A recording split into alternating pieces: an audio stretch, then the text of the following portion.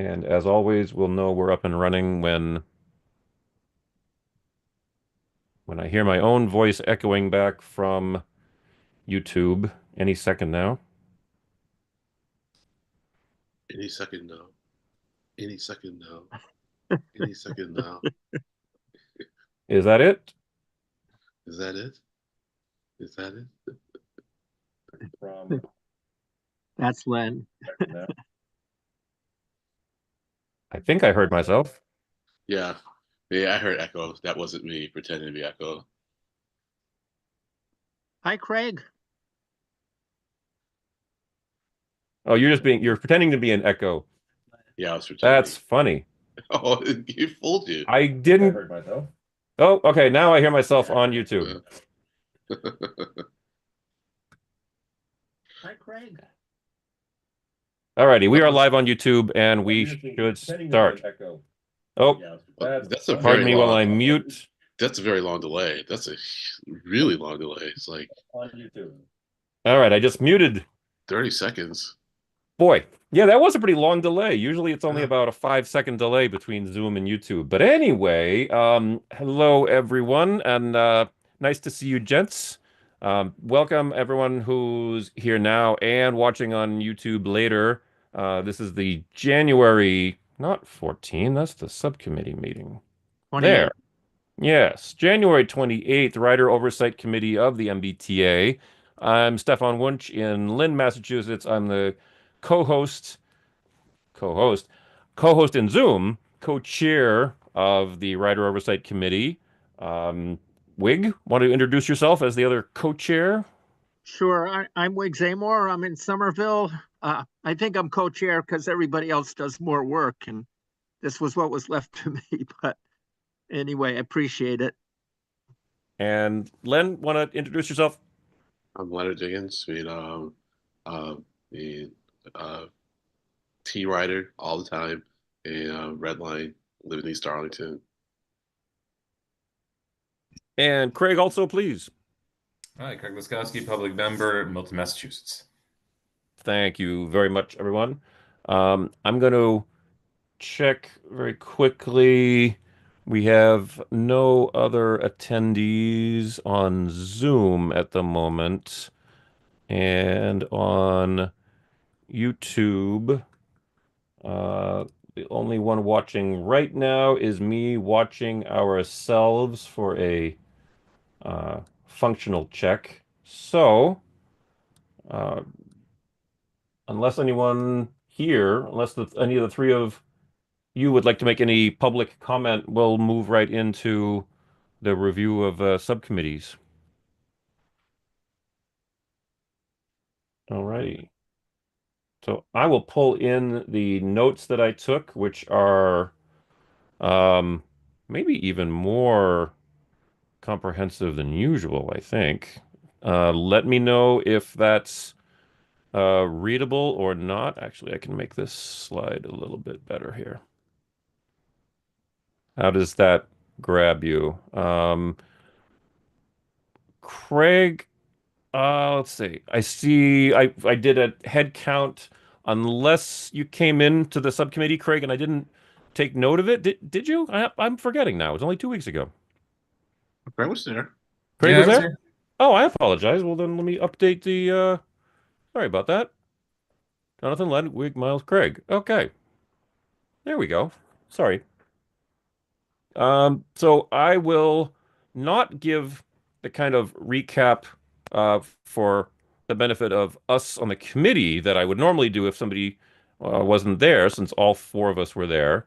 But for the benefit of folks watching on YouTube, call out the Governor Healy administration announcement of the 8 billion for 10-year funding of all transportation. That's not 8 billion just going to public transit. That's including roads and, well, that's everything transportation related. I've got the articles in here, and I'm going to do my best to make sure that any link that I took in the notes, I dropped into the Zoom chat, and I jump right over to the YouTube stream and also put them in there. And that doesn't take very long at all. By all means, if anyone wants to add, as I like to say, sometimes color commentary about any of these items, feel free to speak up. I personally didn't know that we had the two RTAs not picking up the fair option or the free fare funding from the state. Um, I guess I just find that interesting that they didn't want to be on the hook for that, and they continued to operate as before. Um, that I thought was notable enough that I asked Jonathan to make sure I had the numbers correct. Um, that is one hell of a system. Um, Compared to 6 million, they've got 859,000. That for an RTA. Oh, and that's PVTA, Pioneer Valley, right? I believe that's Pioneer Valley. So Western Mass. Um, the link to raw data where we were looking at those numbers. Again, big shout out to Jonathan Belcher for all his help in our subcommittee Yeah. meetings. And we were also talking about some of the long routes. That RTA has some incredibly long, I think. Didn't we say it was like a 50-mile route for one of the PVTA routes?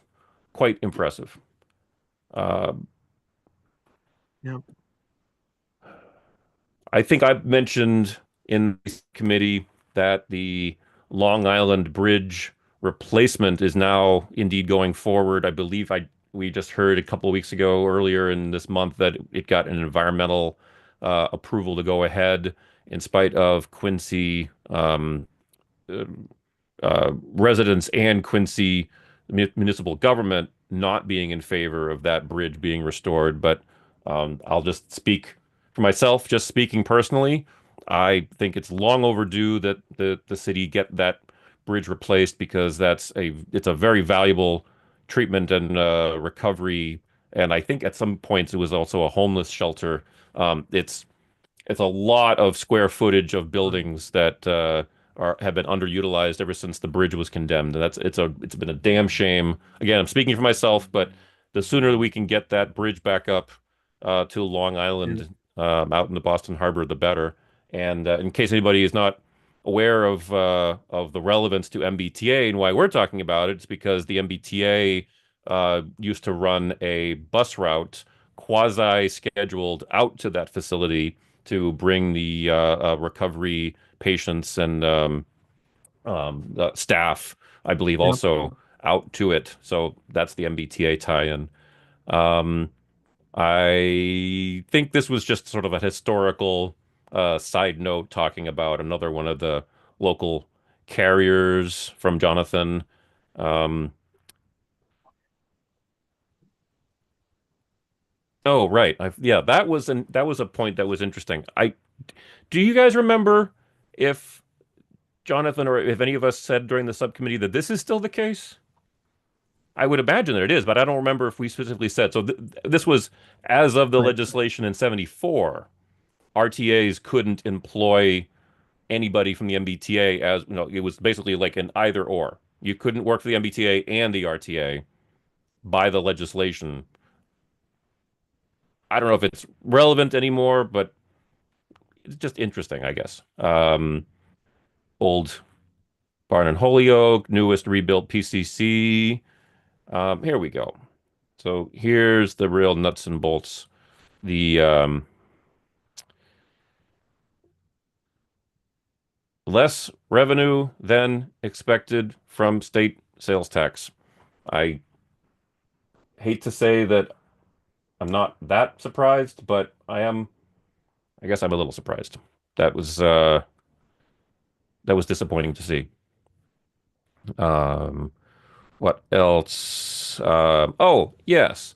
The new call center and other customer service operations.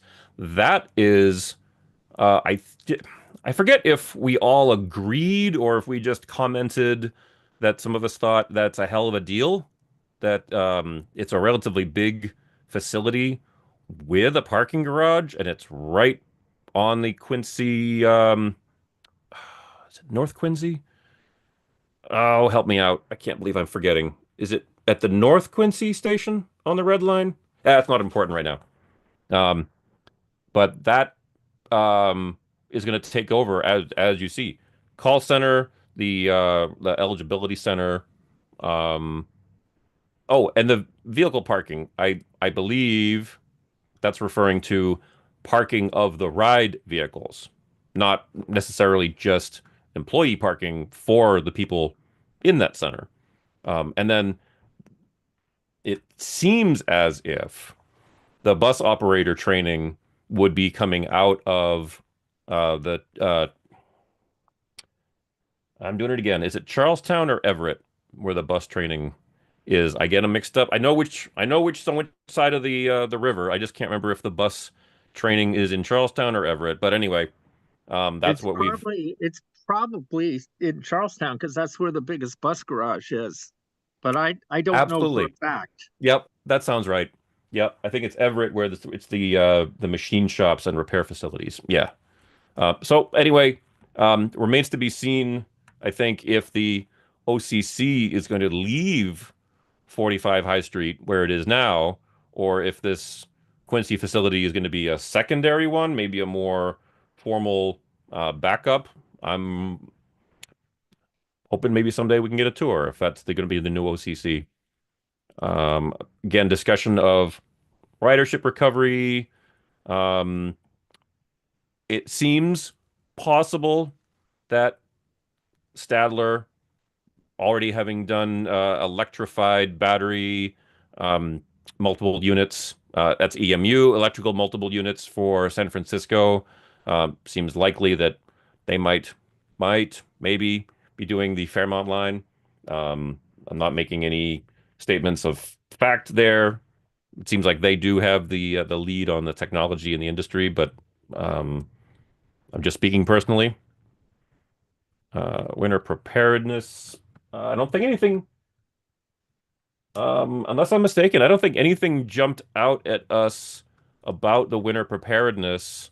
It was kind of fun that we were talking about the huge snowplows from, I think they're from the 1920s vintage.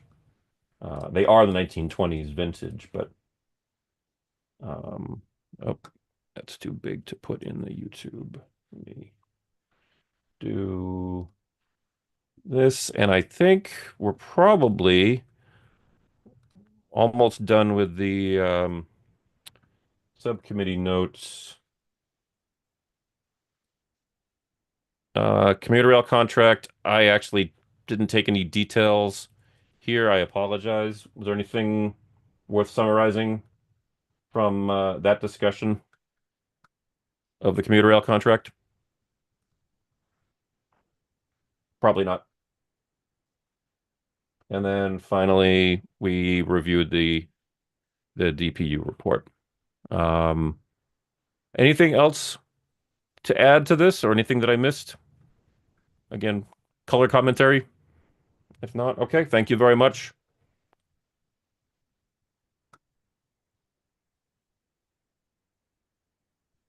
Len, I think you're generally on top of the presentations to the board.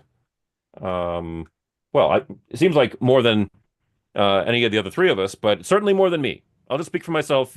Len, you were on top of the presentations um, more than I am almost always. Is there anything that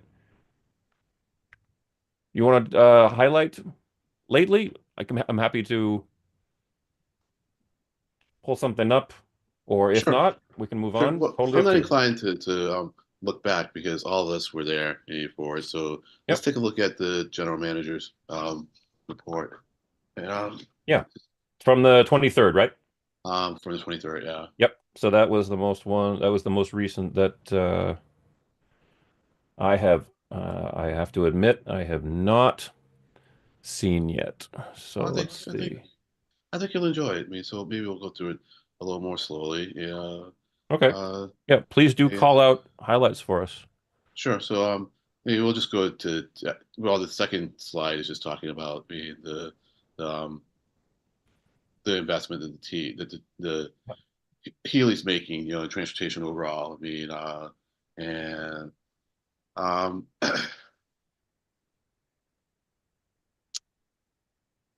it says that it's raising MBTA's fiscal year 26 operating budget to 687. It's not clear to me how much the legislature is giving. What I had heard was that there was still going to be a gap, but let's hope that's not the case. I mean, we'll find out eventually what the legislature is giving us. But hey, it's good. Um, it's good. I mean, I think it's overall good what they're going to try and do with transportation and I've read very little of the report itself. Mainly because I had less free time today than I thought I would. But at least the introduction of it seems good, and they make it clear that they need to look at other ways to raise funds. So this is by no means mean the end of the road when it comes to figuring out how to finance the transportation in the state. But if we go to slide 3, so this is, I imagine, Eng talking about the demonstrating fiduciary responsibility. I I liked the one, the third arrow or whatever you call it, where they are going to grow institutional knowledge and become self-sufficient. It'd be interesting to see more about get more detail about this. Is in general me where I would like to see the T go, and I'm sure it doesn't mean like complete self-sufficiency. I'm sure there'll still be times when we'll bring in consultants, that know that they're just subject matter experts, to a greater degree, than anyone in the T is, and it probably wouldn't be worth it for the T to, gain that expertise. But I think what it means though is that they are going to try and rely on consultants less, and try and build in that knowledge, and I think that's a good thing, So I was pleased to see that, Yep. Do you, spend wisely. That one, I like to. I guess I could always go back and look at the recording. I mean, people generally are spending as wisely as they can. It's only in hindsight that they would go, well, maybe that was the best way of doing it. right. If you could say, we've learned some things, this is what we're going to do differently. I'd be interested in knowing what that is. You guys say something, Stefan? Oh, just quickly about the balance between consultants, outside contractors versus institutional knowledge, internal skills. Um, it- are any of you guys aware of any study or audit that's been ever done across the agency to say, hey, we spent this much on outside staff versus we spent this much for this project on internal staff and training up. Like, is there ever been an analysis of cost benefit of, you know, contract consultant versus training up in-house, hiring, broadening the staffing in-house? I don't Um, think I've ever seen one. I don't think I've ever even thought of it. well, There must be some out there in the management consulting world. I don't I I think don't know that Len, you might have looked for one. I haven't looked for one, but I'd be stunned if there aren't some comparisons out there. Well, I think Steph was talking about the T having done Right. that kind of an audit. Or Perhaps. even peer agencies, right? I mean, if SEPTA or MARTA or MTA had done one, I would love to read it. That sometimes happens. And it Yeah. happens in aviation as well. Oh, interesting.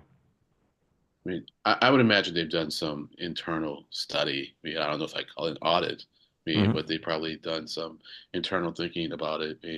I don't think the state auditor, has done anything you know, like that, So, but yeah, I Okay. mean, I think, I think you'll, I think it'll be good. And, I wonder if ultimately we'll decide that maybe we should be in the business of collecting our own fares. You know what I mean? So it's like is that something that a transit agency should do as opposed to farming it out and then having the entity that's doing it take a cut of the fares that are raised.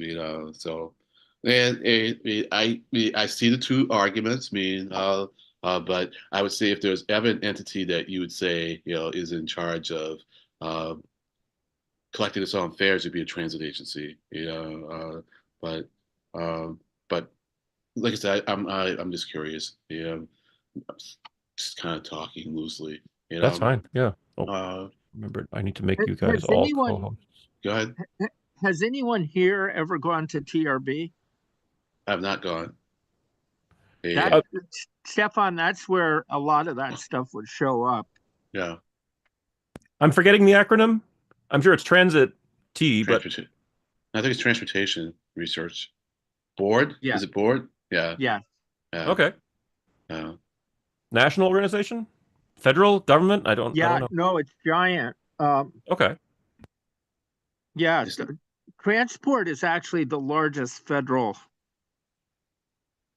agency. I mean, they probably have the Pentagon separate, but TRB is a really big deal. yeah, it is. Uh, no, I've never gone. Oh, In fact, I don't go to the website nearly as much as I should. It, but I've been meaning to go there lately because I need to find out something about safety zones. You know, it, so so yeah, I was happy to see about the growing in institutional knowledge, just increasing it's good, and along with that, means inherently it means that you are going to do more to retain your staff, you know, yeah. and hopefully diversify your staff well enough so that you don't lose all your institutional knowledge in one cohort, and I often try to drive home people being like, yes, yes, there's diversity when it comes to different ethnic groups, but I think the more meaningful diversity is age diversity, so that we have people coming up, and getting trained, constantly, because people are going to move, or you're going to do different jobs. Unfortunately, you're going to die too, and so you don't want all your institutional knowledge going out the door, in 5 years because Right. it's all in that one cohort. You don't have any group of people coming behind it, and certainly, be younger people generally be exposed to different things, have a different take on things, and it's good to have their point of view, and also have them kind of working with older people who have kind of like it's like, yeah, I had that idea, and this is why it doesn't work. I don't want to discourage you from having me thinking about things, but we aren't going to do that because hey, having thought of it and having probably tried it, it didn't work, and I think that makes people try harder. Anyways, moving on. And I go ahead. You gonna say Oh, something? just a side note. I Yeah. You may have seen my jaw hit the floor just now. The TRB, the Transportation Review Board, has been around long enough that they just had their 104th annual meeting. Holy cow. They've had 104 annual meetings. I had no idea. I, I'm going to have to look into more about TRB because that is one hell of a pedigree. But anyway, that was just a side note. All right. But I put the link to in the Zoom chat and also in the YouTube chat to the that board's homepage. Well, thank you, Stefan. And yeah, okay. Anything else? No, no, thank you, thank you. That was maybe that was just entirely superfluous, but thank you. No problem. So the the doing business differently. Oh, Once yeah. again, it'd be interesting to see what that means. Maybe I'll go back and watch the video to see what that entails. But anyways, reinforcing MBTA's community benefits is definitely in favor of that. That seems, a worthwhile thing to do, and will encourage people to use the system more in delivering meaningful projects that improve the transit experience. Be interesting to see what projects the general manager has in mind. So yeah, overall on board. On deck on slide number 5. So increase all day and weekend frequency and, and headways of 30 minutes or less. So it's not clear to me if all day, means 24 hours. You know, uh, it'd be, it would be nice if someday we did become a 24-hour system, but eh, I, I think what it means though is making sure that of the service Right. range that we have, service hours that we have, within them, you want to have ways of 30 minutes or less for every service that we provide in those service hours, which is fine. It's good. Like 30 minutes is probably the maximum if you really want people to use a given service. Yep. And Yeah. so then I, there are I would things. read. I would read it the same day. It's not because you can't increase something that doesn't exist. So it's increasing the day frequency Right, of all day activity. Yeah, right, I'm thinking service day. right, All day meaning throughout the service day from beginning of service to end of service. right. Potentially, or potentially it may not be evening service either, though. It may be they may mean Oh, of they course. may mean Right. from five, I don't know however you want to define day, but from 8 a.m. to 5 p.m. Yeah, Well, Good point. Yeah. there's two things that often drive how the number of hours you can be without transit. One of them is how long your bars are open. I'm not counting the bars that secretly stay open all night, which pretty much every city has for a few people. But um, the other one is the shifts of the big workforces, like the hospital shifts, right? Um, People have to be able to get to and from those shifts on the transit system. right. Yep. Yeah, yeah. But um, it, I think there are like the airport. It there are some flights that leave at 6 o'clock in the morning. And and I would be more inclined to take those. If service started on T, earlier than 5 o'clock. Yeah, I I And I, I like going out early, and I think I mentioned before I just barely make some of the planes. I have to catch the connections on time, which has worked. Um, yeah, but that is an issue. yeah, Um, yeah. and as you guys know, they have the early bus service for people who work at Logan and have to start Right. before the planes start moving. Right. But I tell you, you get the first train, out. Like if I'm trying to get like a 7 o'clock flight, Yep, and I'm getting like the first train out of Alewife. yep, As you're going along, you're picking up people, and they're all going to the airport. I won't say they're all yep, going to the airport, but like 90% of them are going yep, to the airport, and then we all get dumped out at South Station, yep. and then it's like, well, you're hoping, that they'll send more than one, and they usually do send, I think, more than one bus or in pretty rapid succession, out. But there are a lot of people who are doing the same thing, and We're fortunate. This is a footnote, but we're fortunate that there's kind of two feeders to Logan. So yes, if the Blue Line feeder's not working, you can do South Station and vice versa. yeah, That's been helpful to me. I actually had to switch route when I last used it to catch an early flight.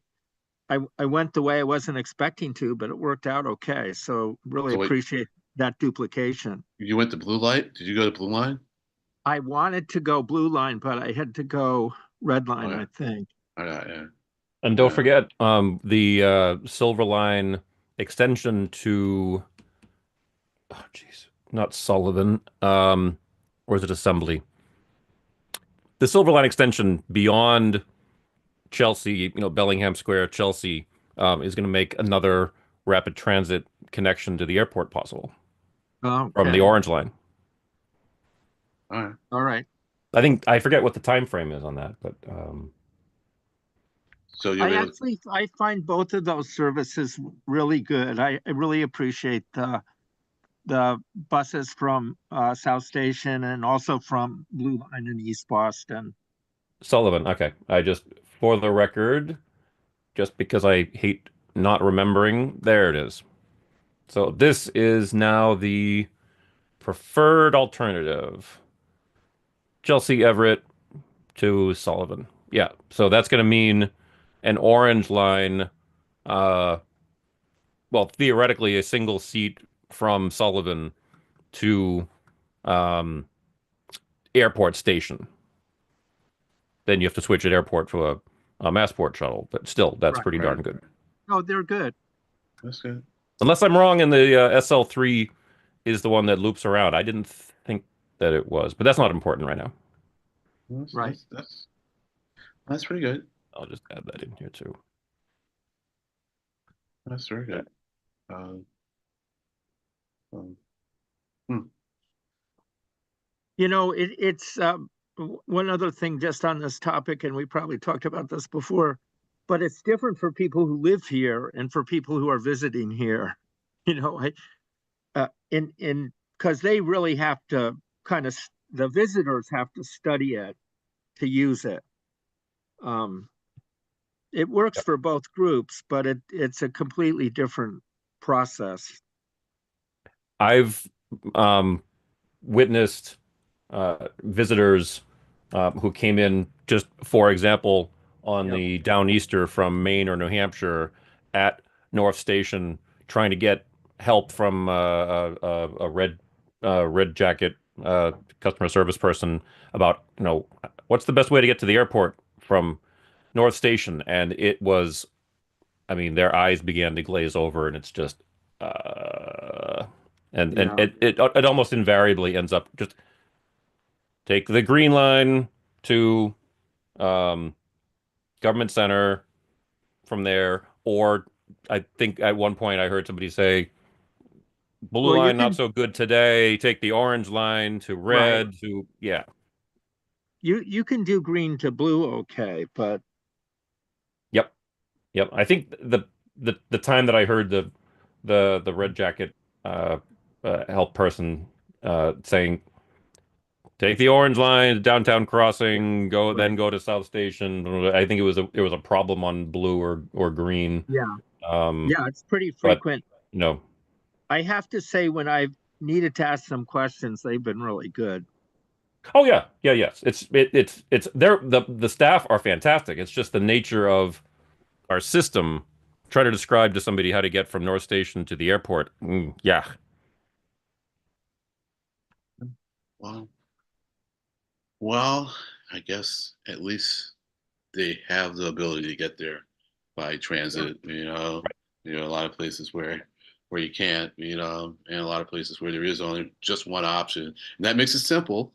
But there is just one option, and uh, uh, uh, so, so, Yeah. so the desire to improve the rail with better coordinated infrastructure, bike storage, and parking, all good. Improving communication through integrated fare payment and trip planning technology. That's good, and I think that might actually help people, figure out how to get there. Because even though I don't have to rely on them, on our system, I think on other systems now, I probably um, use some kind of automated trip planning, to help me figure out how to get from one point to another if I couldn't just look at their system and figure it out. A lot of times I just like looking at their system and figuring it out because I just like comparing their system to ours. But if I really had no time, then there are just a number of technologies out there now where you can just punch in, get me from point A to point B, and they're generally, I think, pretty good at doing that for you. Um, um, uh, and sometimes when I'm trying to give people the directions that I think are complex, too complex, I'll just like say, you know what, I'm going to get you this next jump and just ask someone there. They'll be able to help you make the next jump. Yep. Um, so Yeah, I think the only major um, uh, station that has like a an official added is Park Street. So everything else is relies on the Red Jacket customer service folks, unless I'm forgetting, right? I mean, at Downtown Crossing, the red and orange connection, I don't think there's any official Right. station there that's accessible from, the customer on the platform.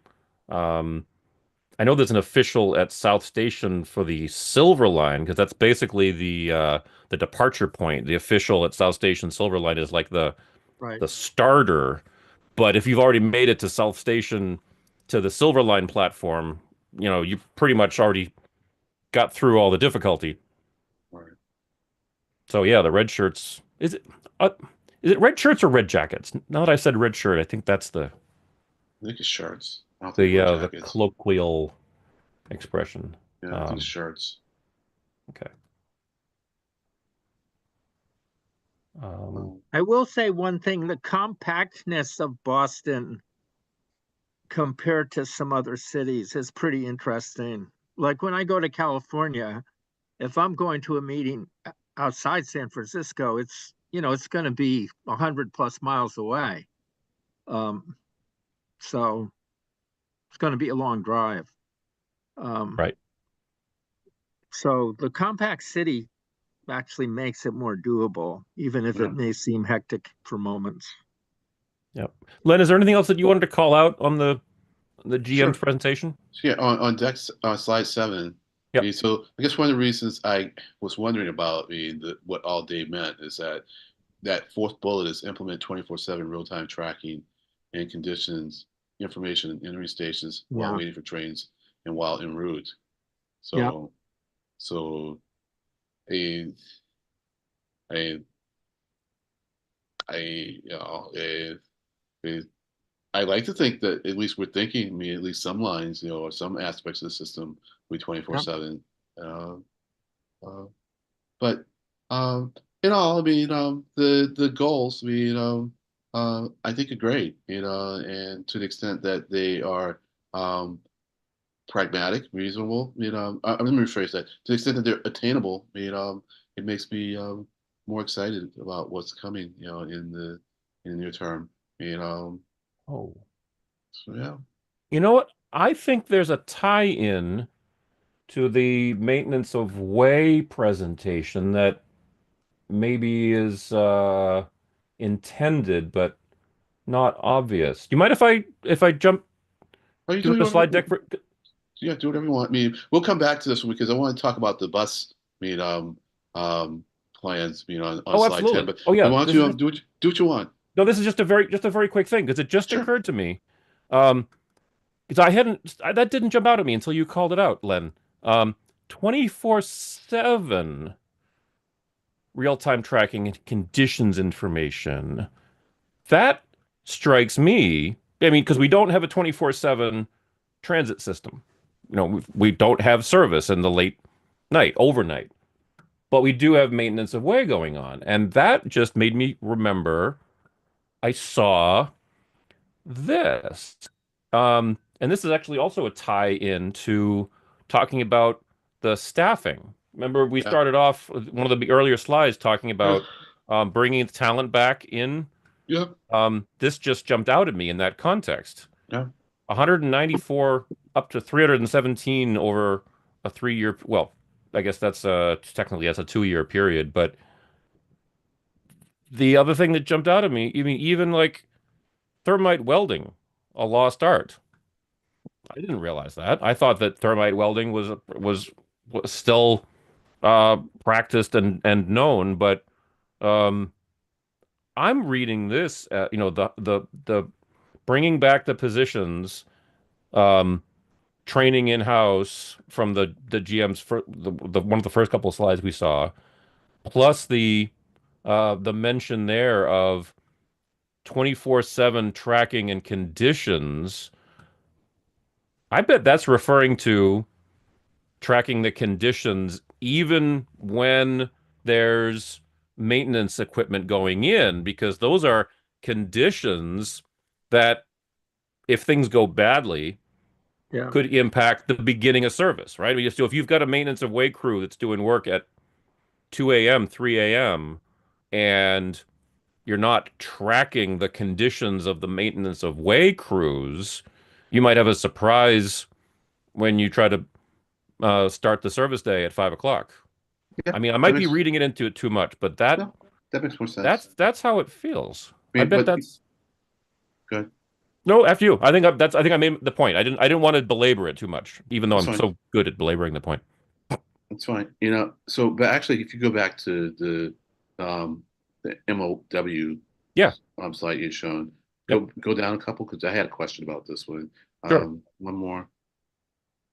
So you were talking about the thermite welding, and then it says Yeah. the eliminate to maintain this system, the elimination of rail joints Yes. is a part. So what's a rail joint? Ah, a rail joint is anywhere that there is not a continuous connection from one piece of rail to another via a weld.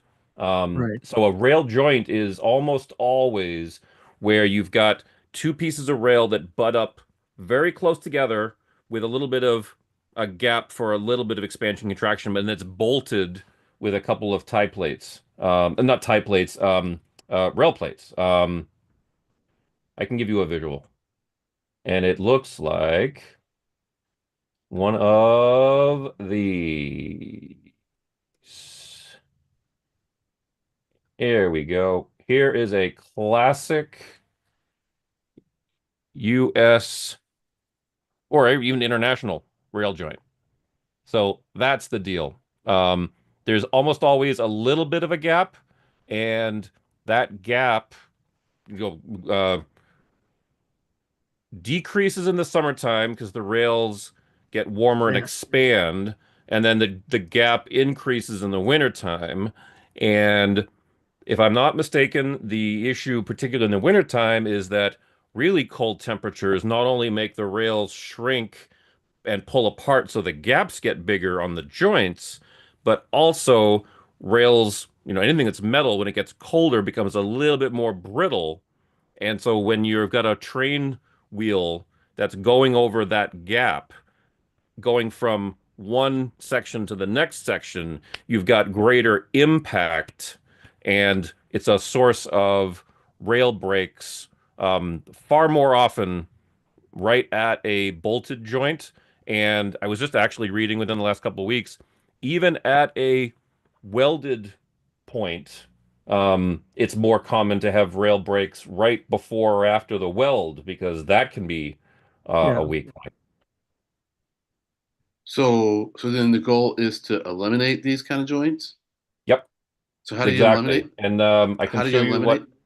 I can show you what a welded joint looks like as well. You But the way weld, they you weld instead of bolt.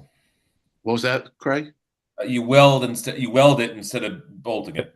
right. yep, That's how you get rid of the exactly. joint. Okay, all right. Yep. And it's done by, and actually it's a pretty good picture. It's done by a thermite. Basically, it's like a controlled bomb. Um, Thermite burns at, it's an amazing thing. Thermite's basically a combination of aluminum powder and iron oxide powder. And you generally set it off with a little bit of magnesium as a as an ignition point. I know more about this than I should. And it burns at some ungodly high temperature, like thousands and thousands and thousands of degrees. And what you can't really tell is there's basically like a mold around it, and the thermite basically melts the steel on both ends, and they fuse together just from the pure heat. But it's confined, and so when you're all done, you end up with something that looks like this. It's an amazing thing to behold. I've only seen it in person once, and it's it's it's like a volcano combined with a arc welding combined with like an explosion of You know what? Okay, all right. petroleum. Yeah, that's fine. Yeah, can you go back to the after?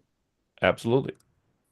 After it looks like No, no. So what am I looking at there? I'm sorry. oh, I'm just really sorry. dense. You're So what am it's I? well, that's the beauty of it is you're basically looking at one piece of rail that's been welded into another one. I guess okay, this isn't the best example because I'm it's looking at showing it from what angle though? I mean, I'm looking at the rail from the side. Let me see if I can find a from the Top. better. side. You're on top of it. I'm Yeah. looking at it from the top. I'm looking at it from the top, Craig. Well, Yeah, I you're mean, at looking at top, an slightly angle. angled. I Yeah, got a you're better one. looking at an angle, and you can see that there's actually there's a middle piece there between the two, right? You can see the remnants of this what was the seam on both sides of those dark triangles. I got a maybe this is a better one. That's maybe about the Okay. same. Uh, I'm sorry. I'm just dense with this kind of stuff. no, it's okay. I Uh, This one is much more clean lines. right. all right. I see this one. Okay. So I can see where the weld happened here. So Yeah. then so then so I thought the reason for having the joint though was to allow for the flexibility when you have high temperatures and cold temperatures. So now when you get rid of these joints, then what happens when the rails heat up and what happens when they can Good Ah, question. cool well, that's down? actually one of the amazing things is that if it's all properly done, the all of the additional tension or the expansion is just absorbed into the rail clips and the ties, and it all just anchors it in place. So yes, there's expansion and contraction, but if the ties and ballast and everything is done properly, nothing can move. So yeah, there is incredible forces of contracting or expanding in continuously welded rail, but it just can't go anywhere. Huh. And so normally when it can't you end up with a break and Yep. then the stresses will lead to a break eventually, no? Or not? Um, the stresses generally don't lead to a break. Instead, what will happen if it's not well designed No, is if it is well the designed. I mean, oh, so you're saying under optimal conditions, I mean yep, the stresses will never lead to a break. right. Right. But Interesting. if it's not done right, this is more often than not what happens when things don't go well with continuously welded Right. Boy. and they just start to go squirrely. Uh, But there's no break in the rail. oh, that's And good. and that's actually part of one of the issues with detecting the breaks is that if the rail doesn't actually fracture and break apart, or even if it does at like at a bolted joint, usually there's wires attaching across the bolted joint, so it really takes inspections to make sure that something that's welded rail isn't going squirrely because if it doesn't break, there's no interruption in the current, so you never get your signals saying problem. Right. Right. Okay. Well, I mean, so these are just curiosity questions, because Oh, that's a good I question. don't, yeah, I mean, I'm capable of critiquing what the T is thinking about doing, but not on this one at all. So I was just trying to understand what it means, and I'm just gonna trust me that they know what they're doing, and that Yep. getting rid of the joints, is the way to go. So, all right, thanks Oh, for explaining. absolutely. Thanks Oh for yeah. explaining all that. Yep. And then So finally, just I mean, this is basically this is like the thermite weld in process, and I believe all the material that you're seeing here is the thermite, I believe. But I'm not going to pull up a video right now. But if you've never seen it, it's a hell of a thing to behold. yeah, I'm sure it is. Yeah. So maybe at some point, uh, unless everyone else wants to see it. If everyone else wants to see it, yeah. Nope, nope, Okay. I nope. think we All did a right. good. That would I be think we did our rat hole out here. We can keep on trucking. Okay. All yep. right. So, uh, uh, on the bus, Yeah. slide number 10. So increased service 40%, including unserved communities. 40%. That is a wonderful number. Certainly like to see what's going on with that. That makes me, I'm sorry, get up. It makes me think we're gonna ask someone from service planning, to come and talk with us. And I think I'll make another go at trying to see what's going up with Dave Carney. Nothing else, just check in with them, say, hey, it's That'd be great. 2025. Want to make sure you're still around and still alive. Uh, so increased battery electric vehicles, double high frequency routes. So 50% of bus riders can access 15-minute service 7 days per week. Good, good, good, good, good. But the 40%, yeah, will be interesting to see how we're going to do that. Um, Yeah. Is there a time frame along with this? no, Okay. no time frames needed that I see on the decks. Okay. There may have been some mention of one, during the actual presentation. Uh, um, I'm just gonna wonder out loud if that 40% is over the time frame of the 8 billion expenditure that the Healy administration just announced. That might make sense, but we should find out for sure. Yeah, yeah, I'm wondering what the operating costs associated with the 40% increase are. yeah, yeah. That's a big increase. That's a big increase. Yeah, yeah, yeah. It's bold, but hey, I definitely support it, and I think did I see something about oh yeah, robust transit priority measures will be rolled out to speed travel, provide more reliable, faster ride to 80% of bus riders. And that's where the TSP in Boston, comes into play, because Funny that you mentioned that. you know, so uh, Should I should I you divert to talk about that or save that for the new business?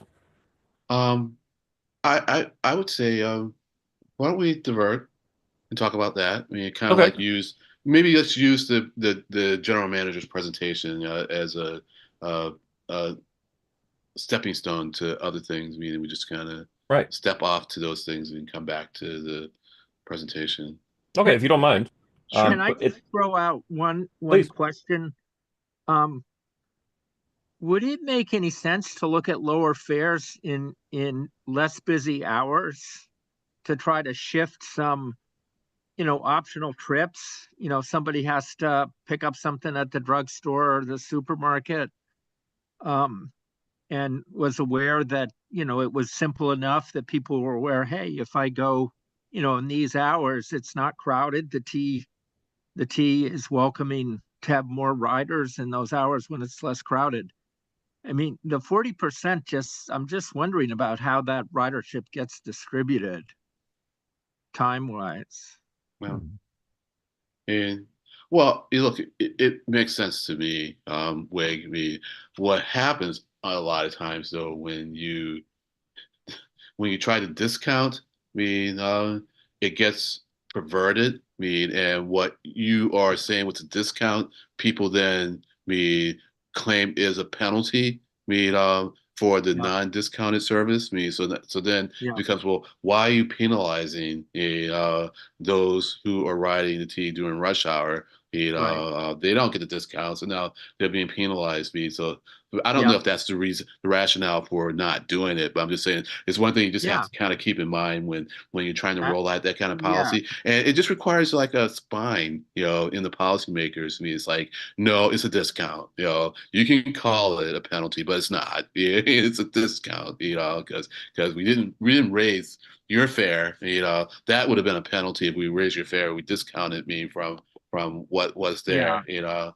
And That makes a lot of sense. yeah, And I'm thinking of the surge pricing for, some other personal transportation or right. delivery. Yeah, that makes sense, Len. Thank you. Yeah, no, no, but I was just saying something to be aware of. I mean, but in terms Yep. of why we haven't explored it, I don't know. I don't know. I think one concern me about timing, me making variable pricing on timing is what happens when you get to the period, where the transition period. I mean, like, how do you handle Right. that? I mean, it's like, Yep. yeah, and Yeah, so. that makes And perfect sense. and then if the bus is late, and it was supposed to be there, now it's late, and so you kind of like cross the threshold to the point where the Yep. discount no longer applies, and it's like Yep. who bears that cost, so okay, Yep. but but those things can be worked out, because the large majority of the time that's not going to be the case. So it's like, so how do you deal with these lower frequency, Yeah. Yep. incidents? And you Yep. just create policy around it. And iterate on that policy. You try it That and see that how it makes works, and then sense. improves on it. But That yeah, makes sense to have some edge conditions. And, I'm thinking there might be benefits to people who are, maybe frail or, able to get around, but they'd mm, rather ride when it's less crowded. So, right, um, right. anyway, but I thank mean, you. yeah, and I think maybe the commuter rail is seen, and I know this is different than buses, but I think their reduction, in rates, fares on weekends is responsible, for a Yep. lot of the travel they're seeing on weekends. Yep. Uh, but yeah, yeah, and in increasing, making bus stops more accessible, providing upgrades, means lighting, shelters. Shelters are important. Especially in this area. Where you get all kinds of weather almost all the time. So yeah. Happy to see that. And for the ride, I would say anything that can be done, to integrate that in, and they're thinking about offering, seems like trying to offer on-demand paratransit trips. I think that will be helpful too. And I have some experience kind of hearing what people go through with the ride and other paratransit services, because sometimes I work in an area at MGH, where I'm close to where the folks are getting picked up by the ride and other services. And it's really hard on those folks. They have to schedule trips. A lot of times. I mean, of course, I'm going to hear the trips that aren't working well more so than those that are working well. But a lot of times, the service provider will be late, and by a lot. And then sometimes they don't show up. And the person, is really stranded. And a lot of times these are elderly people. So they're Yeah. elderly and they're at the hospital. Which means they're dealing with medical stress. And it's kind of heartbreaking, to hear how the people, in, are responding to that. And I don't think they're unreasonable, irrational. I think it's easy for me to put myself in their situation and go, gosh, this is a really awful situation. But the people there, so MGH is kind of like hired people whose role is to make sure these folks get home, and Yep. they will call various services, sometimes a ride, and just advocate for them and really push the other side. Like you've got to get here and get this person. And I think MGH even provides some Yep. transit themselves. So in the end, they make sure that the people get home. But sometimes for some cases, it's like where they've been waiting for an hour and then they find Yep. out they're gonna have to wait like another hour or two. It's just really rough on them. So I would say Yep. anything that we can do to help folks who really depend on the ride and things like that would be good. I know all these things come at a cost. So I'm not oblivious to that. But as a society, we either pay for things or we pay for the effects of not having them. So Yep. that's it on that. Uh, Okay. yeah.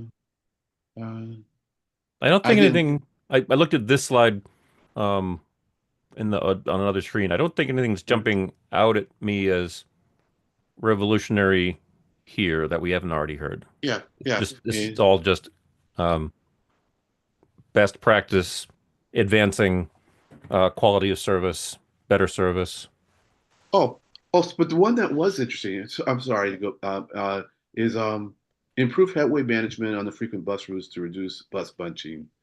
So it'll be interesting to see how that's handled, right? Because Yeah. we've had explanations for why it's hard to unbunch these buses, and Right. so it'll be interesting to see what's actually done to unbunch these buses, because the explanation to me that's been the hardest one to untangle, unintended, is the work hours of the operators. And and it's been my understanding, that to unbunch sometimes would require operator work hours differently than they were expecting, and so.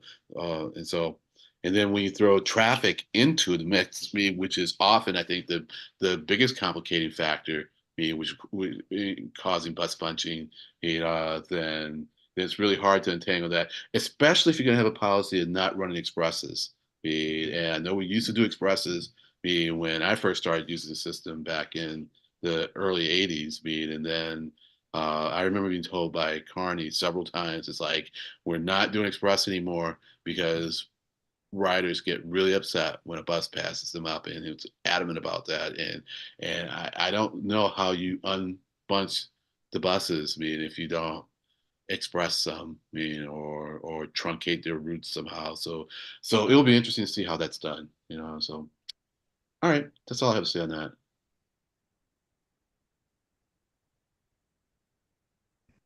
Very good. Thank you. Sure.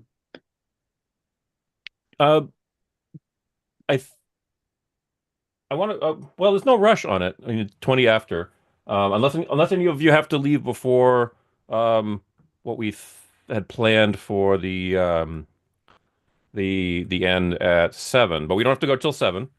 Yeah, I was going to try to wrap up here by 6:30. So if there's any other major items to cover, let's get to that. And then Okay. you Um, Len, do you mind if I pivot just quickly to No, the item from yesterday no, about fine. the okay, because it dovetails right into dovetails? Sure, I'll go with dovetails. Right into what we were just saying about reliability, etc. I don't know if you already saw this. This was a news release yesterday. It was picked up pretty well by media from what I heard personally. The expansion of signal priority is official. Um, I don't think in this article, in the news release, it says anything about the actual extent to which the transit signal priority is going to be expanded, but it's calling um, the 57 and 66, which was 3 intersections along Brighton Avenue at Alston, Harvard, and Linden. Um, and I believe, yeah, here we go. So if you browse that, that is impressive. I agree.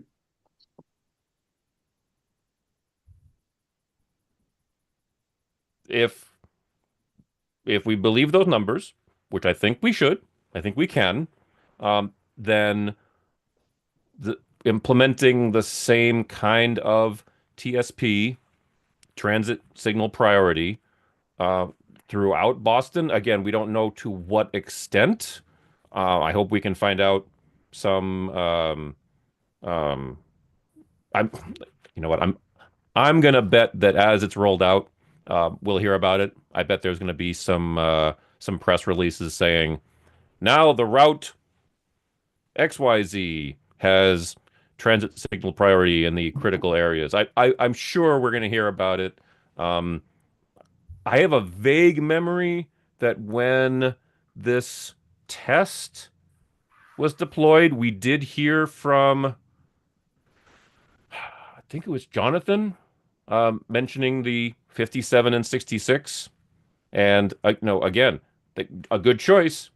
Both routes in the top 10 for highest ridership, and 66 is the third highest. So good choices for intersections to target. And I can't wait to learn more about where it's going in and what the return on investment is, because I bet it's going to be huge. Um, just a side note about technology, I thought there was an above ground component to it, but I could be wrong because I don't see anything on this traffic arm, unless it's something that's really small and I can't blow this picture up anymore for some reason. But I don't know. I'm hoping that it's not underground. I hope this is not something that has to be installed under. I hope it's more of a GPS position or something kind of like public safety vehicles. I know I've mentioned this before. Are you guys familiar? Stop me if you've heard this before. You familiar with the public safety systems for police and fire? Well, primarily fire and ambulance that drives traffic light priority. Not really priority, Yep. but it makes traffic lights that are equipped with it go all red in all directions. Yep. Basically, they're little sensors on the arms that hold the signal, the traffic signals, and these little sensors, you can see them if you look. They look like little, Yep. um, almost like a thick pen with a horizontal thing that's got a little eye in it. It's basically a an infrared sensor, and the vehicles like fire trucks and ambulances are equipped with a pulsing high Yep. power infrared beacon that's pulsing out some kind of a pattern that makes it indicate I'm a public safety vehicle, and it only goes on Yep. when the lights and siren are going. So the traffic light basically says, "Oh, hey, I just picked up this flashing infrared signature. I'm going to shut all the lights down to red so that way the public safety vehicle, the first responder, can get through without any cross traffic." And I believe one of the requirements for that system is there's also a flashing beacon that's usually just Yeah. white. Yeah, Yep. yeah, Next time you see a yeah, police, fire or ambulance go through an intersection, if the lights all go red, you'll probably see this yeah. flashing Yeah, I've white seen that. beacon. Yeah, That in a way is transit signal priority. yeah. But again, it's Yep. optical. I would love to know more about how the MBTA is doing it.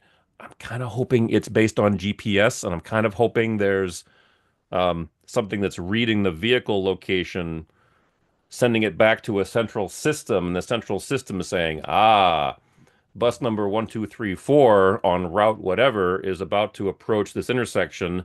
The computer, will adjust it, because that would mean hardly any in-road or on the pole infrastructure. That would all just be based on GPS, and tying in the um, traffic light controllers into the central system, which I believe they already are. So anyway, I'm belaboring the point again. Apologies, but I'm very excited about this, and it was just announced yesterday, literally yesterday. You That's know, great. Stefan, I bet there's a reliability issue. I bet you the way they're doing it now, has Mhm. been proven to be pretty reliable. Yes. Oh, absolutely. Yes. I think that's safe to say. Yeah, very good point. But I think it might be GPS based, mean, and other ways of detecting what's going on with traffic. Because I know that Boston does like real time traffic control. And I think with TSP, for more transit, you're also going to want to have more real time traffic control, so that Yeah. you can get maximize the flow. Once there's been change to allow the bus to go through. So it really will be interesting. Maybe Yeah. there's a person that is at Boston BTD, that I know from the MPO, who might be able to give us some insights on what's going on with BTD, and That'd be great. yeah. So yeah, trying to line up Oh, people to talk with us. Go ahead. yeah. Oh, I just gonna give you a shout out, Len. But before the meeting started, we were talking about this, and you called out the mention of the signal vendor with their machine learning technology to track and predict. Oh, I hadn't noticed that until you called it out, Len. yeah. So yeah, so not just tracking, but also trying to anticipate. Yay! Yeah. Almost brings a tear to my eye. It's Yeah. so great. It's going to be great, I'm sure. Do they have a time? So it says terms of running it. So like, what's the timeline and kind of that rollout to those areas? And also Brighton, you were just talking about. It has been up and running since last July, and that was a good enough run. Proof of concept started July, so they're calling that deployment of I believe it was just 3 intersections. Yeah, Brighton Avenue at Alston, Harvard, and Linden. So 3 intersections, only 3 intersections with that kind of an improvement. Holy cow! Uh, so, It's going to be great. but Craig's question was looking Oh, forward. So do you have a oh, sense right. of when? I Right? didn't see anything in this about a timeline. Sorry. No problem. No problem. And Yeah, that's what I was, like it's good news. It's just it's a matter of when. I'm just curious if this is Yeah. coming to a theater near you soon, or yeah, is this a this is more just announcing that the pilot was fantastic and now we're Gotcha. going to go plan to do it somewhere else. Well, I'm going to be a blind well, okay. I'll make an educated guess with a little bit of optimism and say that if it is actually bus GPS location and using the interconnect to the traffic controllers that already exist, then theoretically it's just a software thing to get it all up and running. If you've got data on over here and you've got systems of interconnect and control over here, it's just, and I'm doing air quotes like I do too often, it's just a matter of using that new data as different ways into the control plane of um, the existing signals. I'd say Hopefully. probably a year, Craig. Yeah, because then someone's got to do this, and someone has to monitor it, and it has to be integrated into someone's job. And so Yeah, usually those happen, being on a yearly basis. And so so so 6 months to a year, hopefully.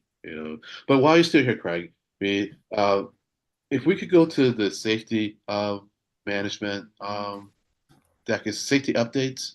yep, I got And it right here. yeah, and on slide number 4, there's an interesting matrix here for kind of attributing. Oh, is this it? The no, that's Is a this the different right? one. Okay. No, it's the Um, safety updates by Timothy Lesniak. got it. Yep. So ways of kind of measuring, um, risk being, and I thought this was a nice. Go down to number 4. Gotcha. I thought this was a nice matrix, that I'll probably refer to in other situations where it kind of gives you like the frequency, risk, um, and the impact of the risk. And I'm curious as how do you all feel about in that first column, you have catastrophic, and then towards the bottom, improbable it gives you like a medium concern, about that risk. And it makes sense, but but I think a lot of us, when something's catastrophic, the probability has to be like really, really small before we don't like worry about it. And then some of us still worry about it. So Yeah. uh but overall I think it's a good way of kind of like assessing how you should approach risk, along two dimensions, probability, and severity, So just wanted to point that out if you hadn't seen it. You know, Uh, Go ahead. I hadn't seen this before. I apologize, and I am not getting what is represented by the high, serious, medium, low. I can understand So that it's a time. scoring, right? So you Yeah. are something that's both frequent and catastrophic is a high risk. Something that's improbable with a low assessment Oh, of course. gets flagged as a Oh, of low. course. What's Right. not clear here to me is okay, so that kind of that puts you in a category, right? Does that just mean that your planning and your procedures are different based on a low, medium, serious, or high rating? Like what's So so you categorize something like what are the implications of that categorization is my question. Got it. Well, what this makes me think of is the fires in California. There must be an awful lot of systems that you can't rely on when things are that bad, and that you have to kind of put it in the hands of the managers of the crisis in real time. So You know, I think I'm just not doing justice, or I'm doing disservice to this by not being more prepared to discuss it. But I think really what it's saying is that if you, let's say you have a frequent occurrence of a catastrophic event, the if you have if something's catastrophic, and if there is a high frequency that event will occur, then you have a very high risk and you need to do something about it. Because you can't have me. yeah. You can't say like So let's say you're gonna have a red line train derail. With a lot of people on it. You can't have the risk of that being high, or that there's a high frequency of that happening, right? Hmm. So then if it seems like the conditions as such, let's say you have like a joint, in cold weather, Oh, I and get it. so if you have a rail joint in cold weather, and that would likely lead to derailment, and so and let's say you're in a situation where you're going to have a lot of cold weather, then you got to do something about that because you can't have a high frequency, of a catastrophic event. So I think it's just how do you mean a, approach these with the resources that you have. So, but like I said, I think I'm doing a poor job of explaining this, so I need to read it again. But I think I but I get thought it. that Yep. I thought it was an interesting matrix. And I wanted to point it out to you all because I think it's a good way of presenting risk me uh, in a visual way for Yeah. people No, who have a I'm getting it now. Right. And so a a low severity thing that has an occasional frequency. Well, okay. I mean, if it's the low severity, even if it happens occasionally, well, what's the overall risk score? Well, it's still low because it's a low impact. right. So I mean, I just wanted to yeah, point out because I Greg get has that. to go. And Yeah, yeah, and the next question says, okay, you're in that category. What does that mean? What does that Yeah. like beyond just saying, oh, good, I'm yellow, great. Well, I'm yellow I think orange. Doesn't my guess would be it changes the level of preparedness that's required for that department or that. So under circumstances, like if it's a high, you have to have a robust recovery plan with all these detailed procedures and things like that. Where a low, you may be exempt from having to have a procedure up on a shelf or to or deal with. or, or or I think it's really what you do, what kind of resources do you deploy in order to, bring that frequency down, right? Because you can't have a high frequency of a catastrophic event, right? We just can't have that, right? Well, And if you determine that is something's gone wrong with your system, and there's a high frequency that you're going to have a catastrophic event, I mean, you just got to fix that, right? Oh, and also the Yeah. far right column. Effective, adequate, not effective. Those are statements, those are adjectives on the procedure. So in other words, if you're having catastrophic things happen frequently, then your policies and procedures are not effective. If you've Right. got well, improbable likelihood, even if it's a moderate impact, okay. If it's improbable frequency, if it'll the chances of it happening are tiny, okay, then your policy is effective. I think that makes sense. Yeah. Yeah. And if Yeah. your policy is going to be rated adequate, then you've got to have a catastrophic event be a remote possibility. No, It's that's still a fine. serious risk, Right. but a remote possibility of a catastrophic thing, okay, Yeah. adequate policy. So, I think I get it. yeah. So we're not going to have a chance maybe to discuss this deck a whole lot, Right. but I'll suggest that people go back and read it because I think I think the T has a really good, approach, to assessing risk, Yep. and then determining how to act on those assessments. So so yeah, overall good. Yeah. Yeah.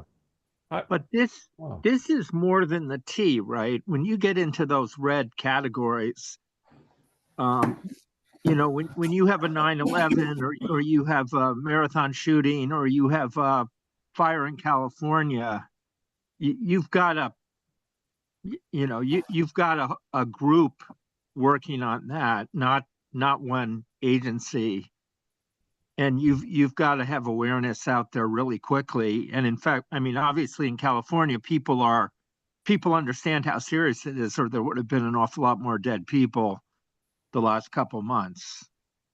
But and we did remarkably well here in the marathon shooting, in part because of the medical scale, even though True. it couldn't have been anticipated.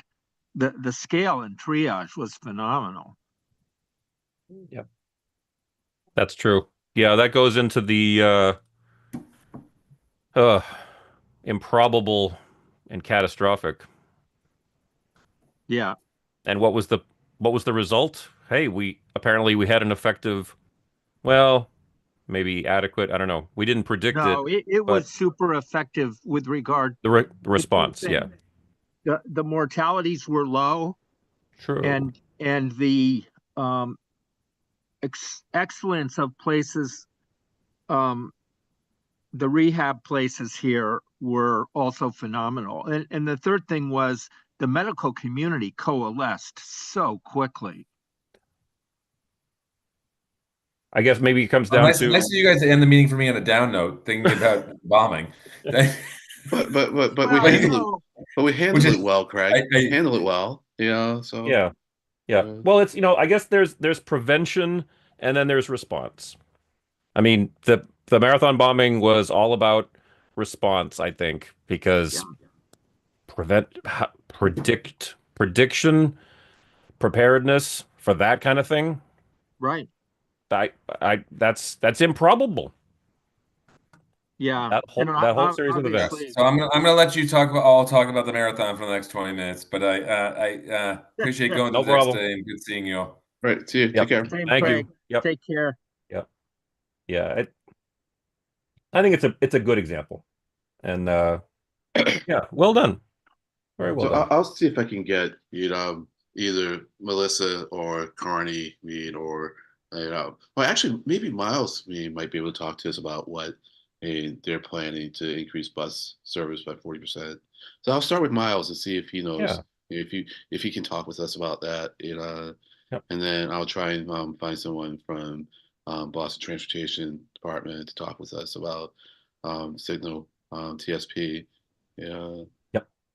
I might have Yeah. actually just I'm not going to pull it up now, but I might have just stumbled onto a document from 2023, which was right at the beginning of that the TSP for bus planning project, and I think I just found a technical doc. Yeah, this is I'll put this out an email to the group, but this is very technical and talking about some of the actual technologies. Yeah. Yep. Yeah, Okay. please I will send it. definitely send this to you, but I'm not gonna. The other thing about this, at the level you brought it up, Len, and it, it is, I think that within our metropolitan region, it has to work for a large amount of the municipalities. Boston is an exception in its scale and some of the things that can work on hand in hand with the state or bigger regional entities. But all the dense suburbs around here all have to be able to use the technology pretty well. Someone who has a police switchboard or an emergency switchboard, but not much beyond that, um, has to be able to handle it. Right.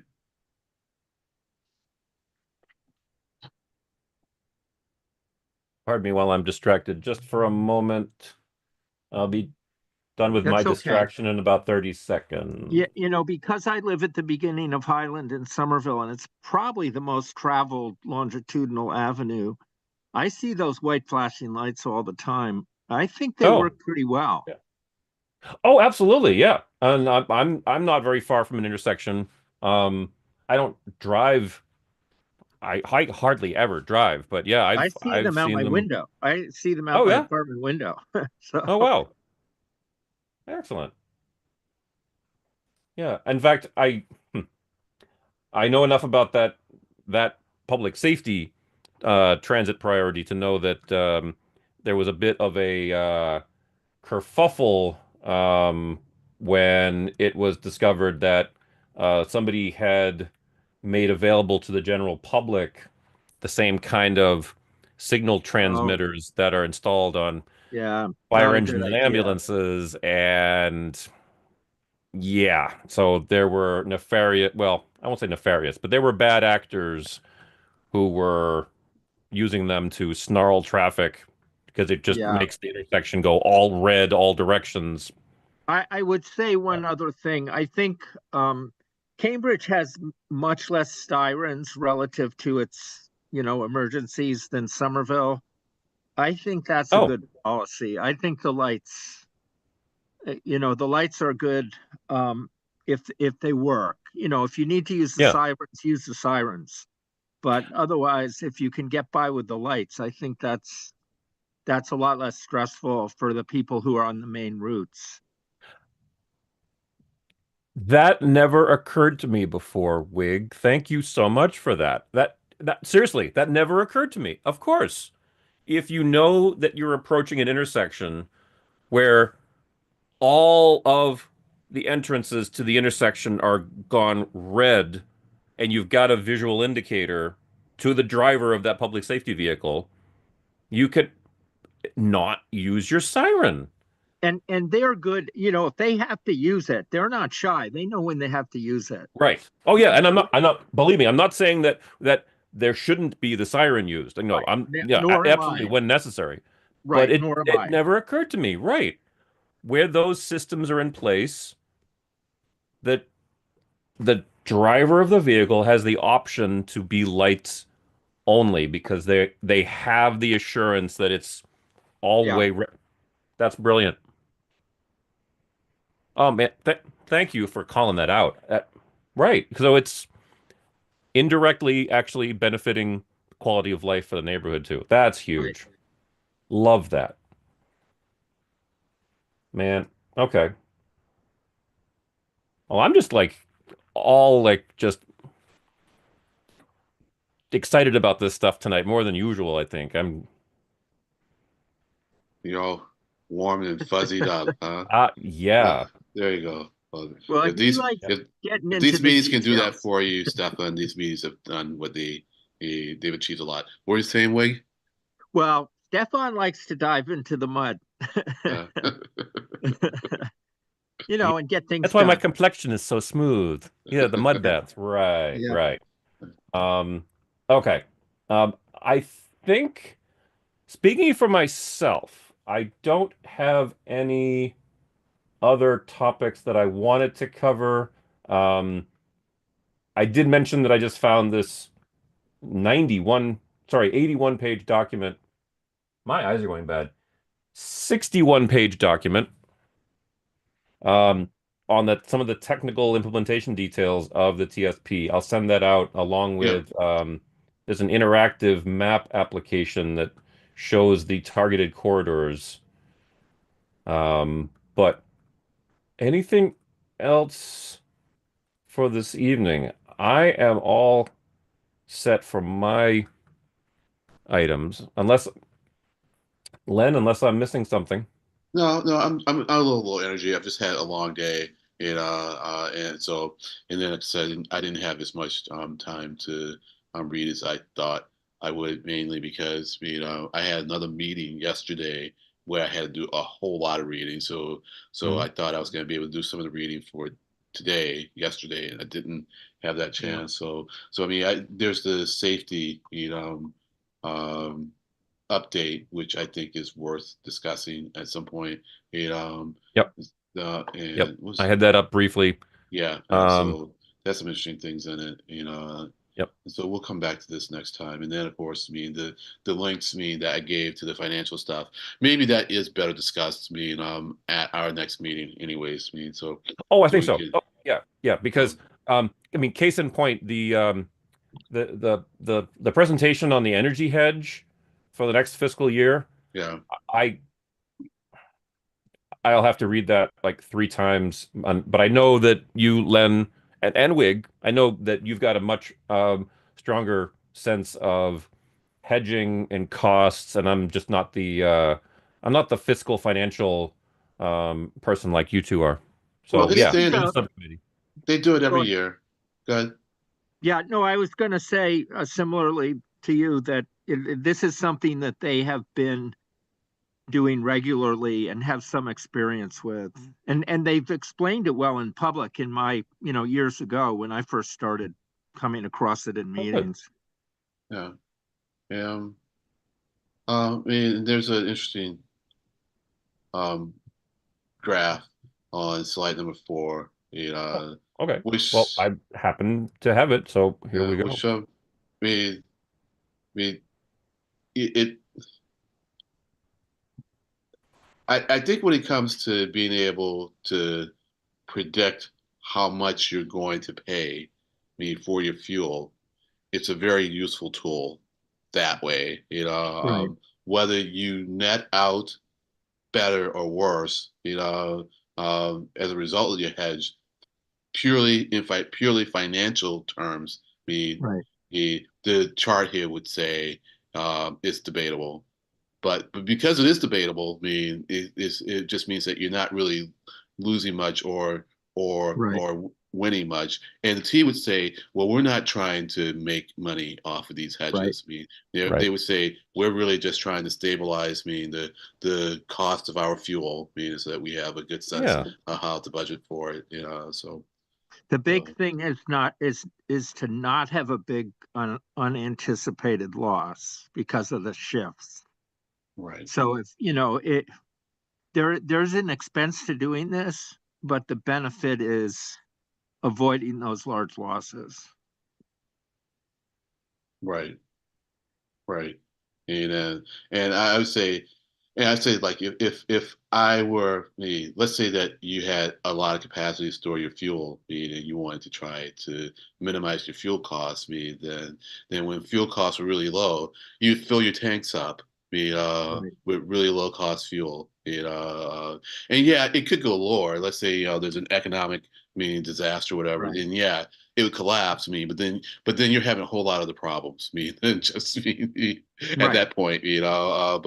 But let's say we, for whatever reason, OPEC or whatever is like producing too much oil, and prices really go down, then you would like me store a whole lot of fuel. And then when prices go up, you wouldn't buy any. But that would be because you have the capacity to store it. Now you can kind of do that with futures contracts, but it seems to me that their hedges only last for a year, meaning they probably roll them, yeah, every year, and they have to get permission from the board, to establish these hedges. And there was something in here that I didn't quite follow about the forwards contracts because one, the charts seem to be wrong, and the second is that whereas I understand futures very well, I don't have a really good handle on forwards. And so I just need to go and learn up on forwards a bit more. But they had indicated that the difference between the a discounted forward price offers incentive to plan ahead, currently 10% lower per gallon. But then when you look at the chart, What page, and Len? this is on page 9, and Okay, it, got it. it kind of showed that the gap was more than 10%. I don't know. I don't know. I got a little bit confused, and then I got hung up on let's see what slide it was on, where the percentages seemed to be off, and I was like, am I doing the math wrong here or something? So so yeah, so on slide number 7, they say at a current price of 235, 30% volatility is plus or minus 128 per Yep. gallon. And and then they show it's like from 160, to 290. Well, I guess that's the range. Okay, never mind. Now I'm reading again. Okay, so then, all right. So you see, I thought the plus or minus would be plus or minus like 60, you know, and that would give you a range, of 128, and so I see now. I just didn't fully. I think they phrased this the wrong way, and I was confused. When I read it the first time. So that 128 per gallon is the range of the plus or minus 30.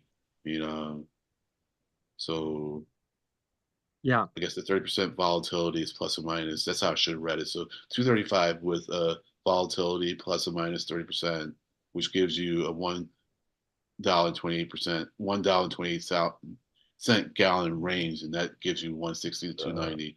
Okay, I get it. yeah, yeah, yeah. There's except that three I, things. There's three things, right? I mean, you can hedge, which is what this is talking about, and they're Right, using hedge correctly in the language. right, There's also slowly building up a reserve, which is right, another way to do it. right, It's hard for government to do that. It's kind of against the grain of, right. creating a slow savings account. And then there's the guys at the commodities exchange in Chicago that they take a 5 minute break and they smoke 3 cigarettes and run back in and, try to make a killing. those are those are the exact opposite. Well, they're But not hedging; they're trading. I know they're trading. Yeah, Yeah, they're the exact opposite. yeah, and to the extent that they are hedging, it's because they have to be market makers. Well, So you, I was just meaning they're dealing with futures, but in you the know, opposite way. yeah. Well, but in order to make a market, they're traders. But if they are also market makers, then like the T comes in, wants to execute this trade. They have to take the other side of it, in order to stay in business, really. So, all right, I all I right. just have to make one final comment about this, which I still am hung up. I think like you said at the onset, Len, about the graph? Because it looks like either this unit of US dollars per gallon on the vertical isn't correct, or the graph increments are incorrect, because it certainly looks to me like current price of 235, the volatility. I mean, this does say, the graph says volatility. So I would have expected US dollar per gallon, which is what this is, dollar per gallon. I would expect this graph at current point, December 24, the probably where we got the last data. I would expect that to be 1.28 on this graph line right here, but it's at the point 0.2 level. But the Well, point 0.2 or a little higher might be a percentage too, because no, 28% could be that's 0.2, volatility. Yeah, That it's a graph, volatility that's graph, not a price. it's not a price right? graph. It's a volatility graph. But isn't this volatility saying plus or minus? Isn't that saying that the volatility is No, it's the 30%. 120? So the volatility is 30%. Okay. Okay, So so so are we then saying that point 0.3 is the current level? Because that uh, doesn't quite line up either. they're saying current level Yeah. is And this graph label says dollar per gallon, not percentage. Unless Right, it's but that's percentage and that's it's the not. volatility. That's not the diesel price, right? is the volatility percent me of the price of the Right. fuel, so Right. But I'm just saying the units don't seem to match up, because well, it's just confusing, because the graph says US dollar per gallon, right? and I don't see anywhere in the text that says that the current, even if you look at December 24, I don't know. Well, zero would mean no volatility, right?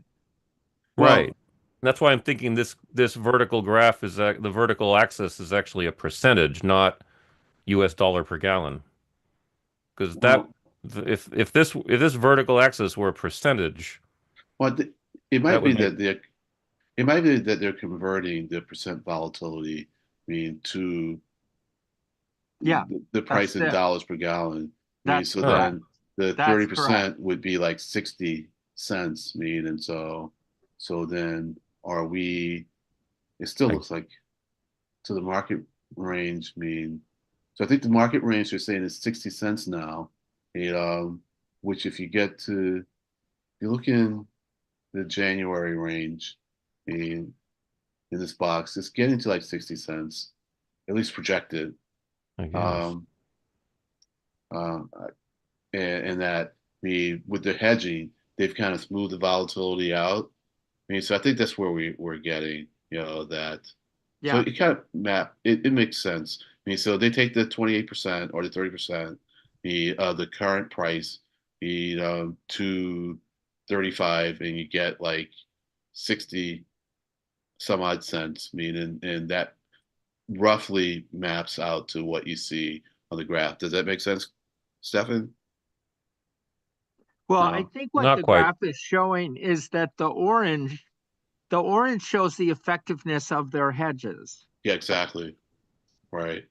And the blue is the volatility Oh, yes. Yeah, I get right, that. Yeah, I right, get what Okay. the lines represent. Oh, right, okay. right. All It's right. just All right. it's So it's so just then it's so just if you the values on the line don't seem to jibe with the vertical axis well, unit or it's kind of value. close. It's off a little bit, but it's kind of close. So if you go to February 2025 Yep. and go up, Yep. to the blue line, and then if you go over to the left from the blue line, you Yep. roughly get around 60 cents. It's a little off, but it's close enough to 60% to make me think that's 30% of the 235. So, Me eh, Well, yeah, and 30% maybe, down is different from 30% up, right? So, I guess. It's up. I mean, look, I mean, 30% of 235 is more like what? I mean, 128, you know, Yeah. Well, yeah. see No, if I'm we sorry. think if we 30% think of that 235 is 60 Right, something. So right. 30%, so 30% of, yeah, 235 is, so 30% of 100 would be 30, of 200 is 60, 35 is like roughly 10. I mean, so it'd be about 70. And so it's off. It's off enough to be confusing, but I think that's what it's yeah. about. Well, I mean, again, unless the vertical is a percentage and not dollar, not actual dollar per gallon, but yeah. No, no, the vertical is not a percentage. I mean, it's a conversion of percentage to dollars. Yeah, I think the problem is the Okay. graph and what you're reading are two different things. I oh oh okay. Yeah. Yeah, okay. I'll I go mean, with so that. they convert the volatility. I mean, so 30% of 235 is roughly 60. And that's and so Right. yeah. Hmm. Yeah. Usually you expect them when they're teaching an audience, you expect those to be consistent. In this case, they're using them to show two different facts, Well, one graphical and Yeah. one in, Well, in I have to admit I didn't have a chance to look at the slide deck before tonight, and that's on me. yeah, well, you can blame it Thank on me you. because I didn't get the agenda out. I, I sent out the notice that there would be an agenda. It wasn't attached. Sorry about that. No, Yeah, that's okay. I have a personal goal of reading all of the most recent slide decks before each meeting, and I just wasn't able to.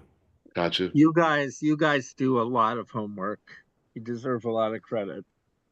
Well, the Thank only you. way you're gonna understand this stuff is to read it. We, And even then, sometimes I'm still baffled. Ah, well, you still got to work at it, yep. because that's learning. Learning is struggling, Right. uh, so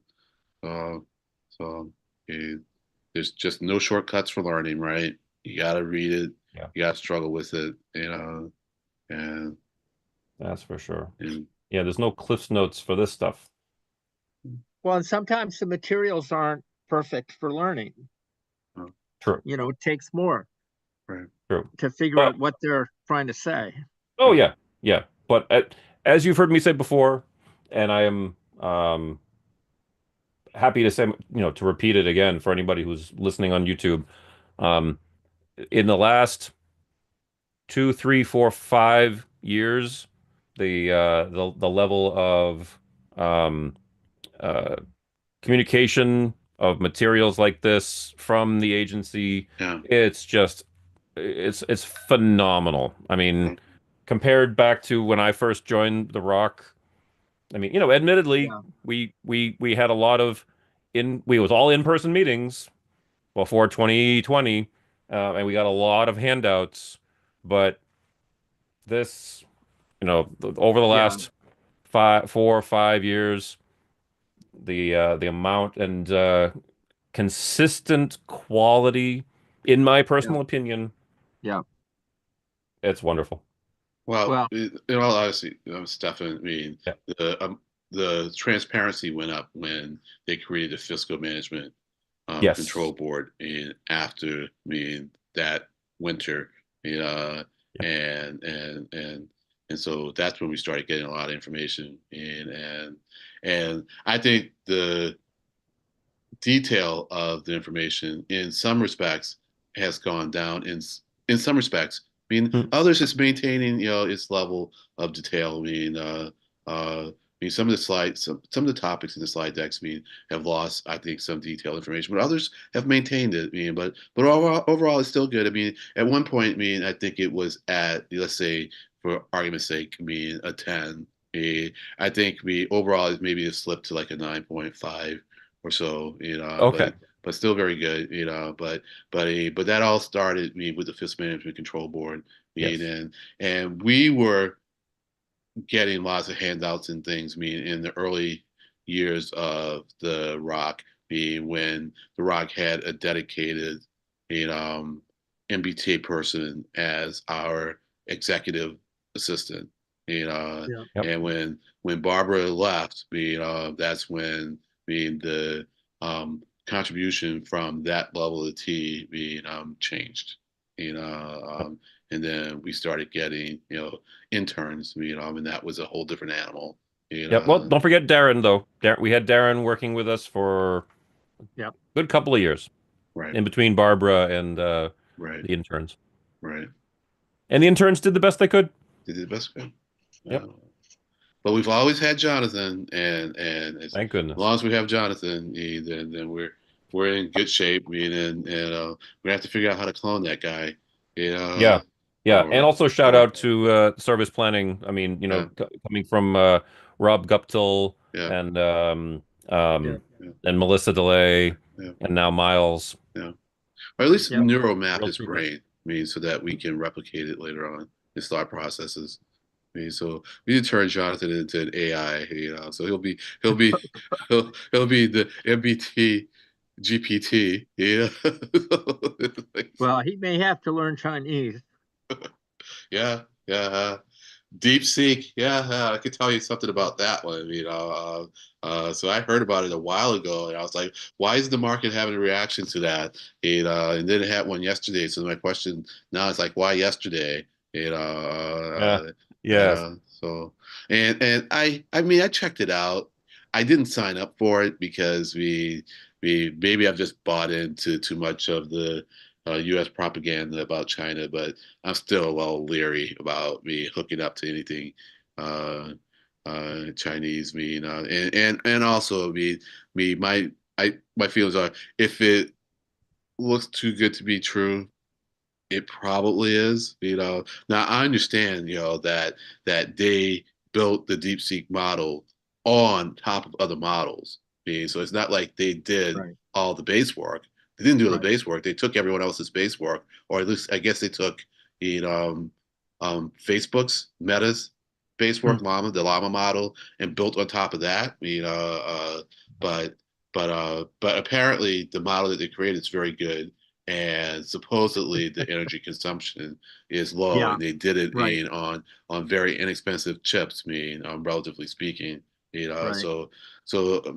People who know the model say because it's open source say the model's legit.